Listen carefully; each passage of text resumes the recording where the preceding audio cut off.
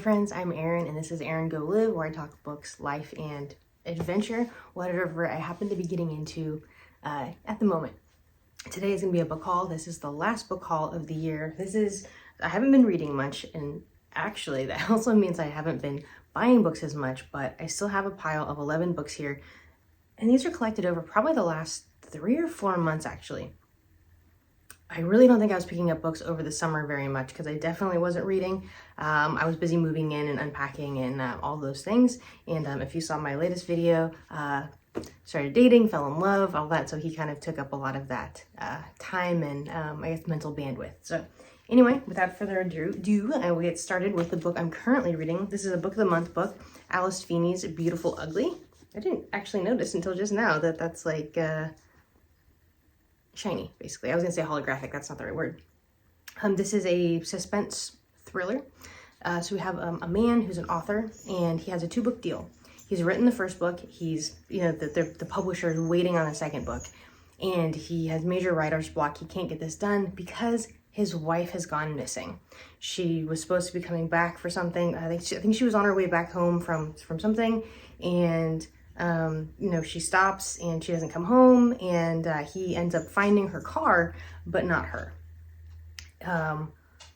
Fast forward to the future for a while, his publisher or his agent is really on him, like, hey, you really, where's the progress on this book? What are you doing? Can I see something? And he doesn't have anything, and she kind of knows this even though he's lying to her.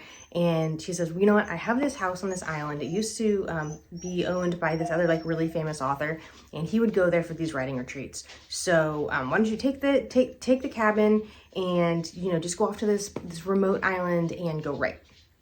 So he does this, and things start to go kind of weird. Red flags are popping up right off the bat, where we see him, he gets to where the ferry is going to pick him up, and it's just this old lady, and he can't take his car on the ferry. He has to leave his car there at the ferry terminal. And so he goes with it, and so because visitors aren't allowed to bring their cars. The residents can, but not the visitors. So he gets there, and he gets this cabin basically on the cliff, and he starts to interact with a few of the people there in the town, but things keep happening. He keeps finding items or notes have been left behind for him, and he thinks he keeps seeing his wife as well. So a lot of mystery here involved, and I am almost halfway through this and really enjoying it. Part of the enjoyment is that I like the plot, but there's just some real wisdom nuggets in here. And gosh, I think I only underlined one. Let's see if I can find it. So here's just one. It's not even the best example. There's a lot. The very beginning of reading this, I kept looking over to my boyfriend. I'm like, oh my gosh, read this. So anyway, this line says, it's little wonder so many people feel lost these days. You can't find your way if you don't know where you're supposed to be going. So there's just lots of little bits in there that are universal truths, I think, and some wisdom in there as well. So enjoying this quite a lot. On, let's see, January 2nd, today's the 4th. On January 2nd, I had a chance to go about 2 hours there, 3 hours back, drive over kind of toward the coast into Napa, Sonoma, wine country. My friend lives there, my best friend from college, and we haven't caught up in quite a while, and we both kind of had a free day, so we're like, hey, let me go, come see you and we'll catch up. She's pregnant. Baby's due in 3 months. And her baby shower's coming up. I was like, we're not really going to be able to see each other, or we'll see each other. We're not really going to be able to catch up at the baby shower because I'm not going to be the only one there. So anyhow, we're spending the time, the town she lives in is called Sebastopol. And we went to the new bookshop, and I saw a Claire Keegan book, Small Things Like These, and they're beautiful. Well, I'll just show it to you. This is the one that I saw there, Small Things Like These, and it's just these beautiful editions. And then I don't know what the other ones are, but Foster as well, so they're very similar. And the problem is, I've heard really great things about these, but they're $20 for little books. I'm like, I just can't spend $20 on a little book like that. And so she says, well, we'll go over to the used bookstores too. And I'm thinking, there's no way I'm gonna find those at the used bookstore. And sure enough, I find both of them. So I have Foster and Small Things Like These. And to be honest, I don't even know what these are about. I just know kind of rave reviews. They're beautiful pieces, you know, like physical objects. So, and it's nice to have like a good short book every now and then to kind of cleanse the palate, or just kind of give yourself a little bit of a dopamine boost, right? Getting to get through a book quickly. A bit of a left turn here. We have a nonfiction book. This is for my book club. We're meeting towards the end of January. And this is The White Horse King, The Life of Alfred the Great by Benjamin Merkle. And so I think that's pretty much what it is, what it says there on the tin. Might be interesting to learn more about him and then discuss it at book club. Hopefully. My most recent acquisition, even more recent than the second, came in the mail yesterday. I forgot I ordered it. Open the mailbox and there's that looks like a book. What did I order? I forgot. I pre-ordered Leena Norm's Half Arse Humans, How to Live Better Without Burning Out. Leena Norms has a very, very, very big and great channel. It's called Leena Norms. I honestly haven't watched it in quite a while, but yeah, I wanted to support her. I saw it was coming out. Oh, it was #1 on Blackwell's. I went to Blackwell's website for some reason. Blackwell's, Blackstone, Blackwell's. For some reason, and she was on like the top bestsellers or whatever. She was #1 as a pre-order. So that was really exciting. So I wanted to support her, and I'm sure it's a great book and it's beautiful colors as well.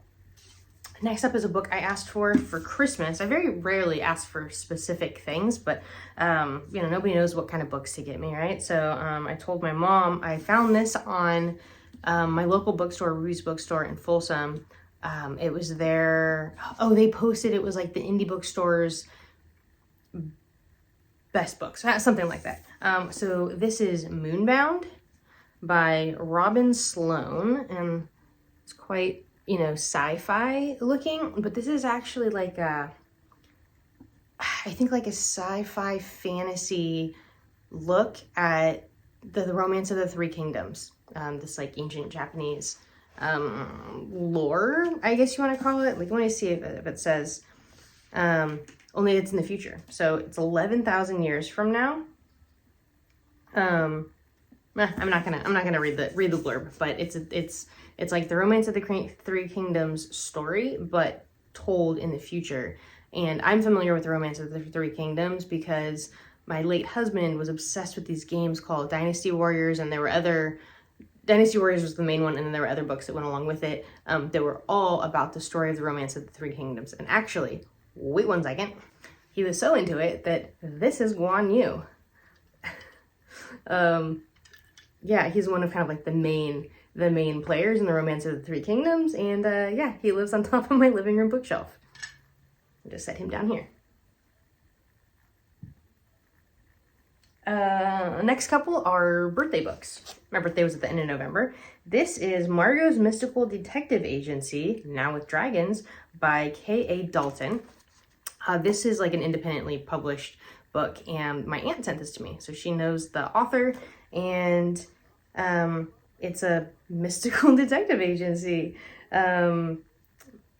recovering lost magical artifacts. So they're living their lives running this detective agency, and then like this miniature dragon shows up, and life kind of goes askew, and then we have like adventure and plot and all that.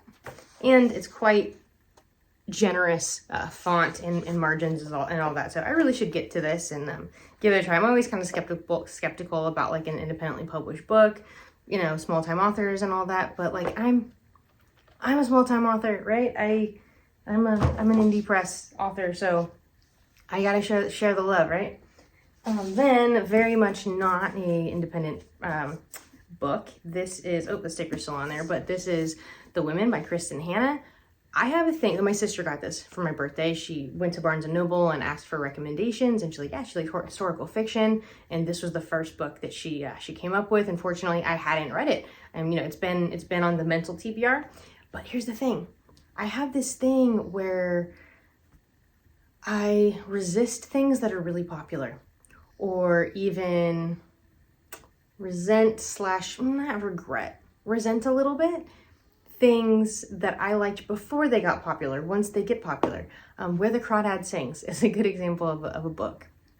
Or Twilight even, where I read it early on, and then it became like this big, huge thing that everybody was into, and it like loses its appeal. And there's almost a little bit of like, shame is too strong of a word, but if there was a lesser version of shame, and it's totally illogical, and it's fine if you love those things, there's no problem with it.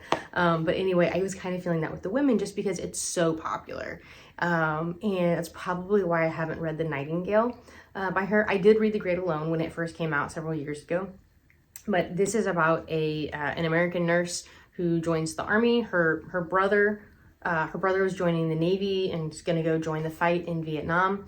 And so she joins, she wants to be with her brother. She becomes an army nurse because she doesn't have enough experience since she graduated from nursing school to join the Air Force or the Navy. So she goes to the army.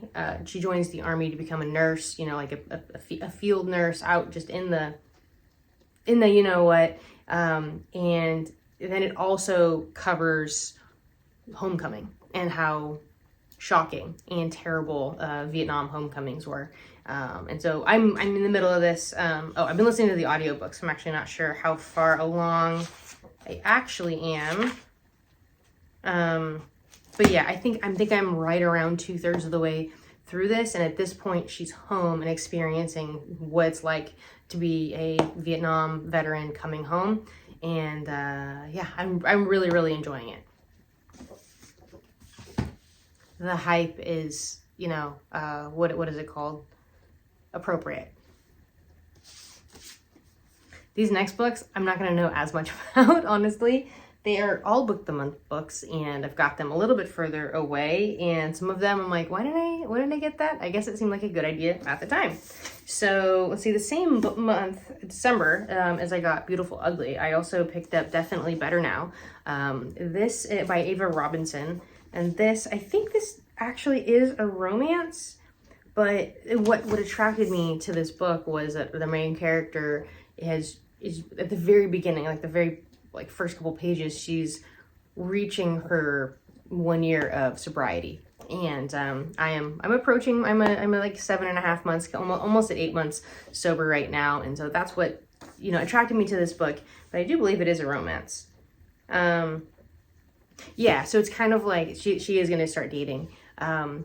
It's kind of like, sorry, I had to stop my dog from licking loudly. When you're in your addiction, life can be falling to shambles, okay? Step one in my 12-step program is, you know, my life, part of it is my life has become unmanageable. And that was happening for her. But then what also happens is you get sober and you start doing the things you're supposed to be doing, but also life keeps happening. And now you're sober, you don't have, you're clear-minded, but you also don't have the crutch that you used to have, and you have to actually start dealing with what we call the wreckage of your past.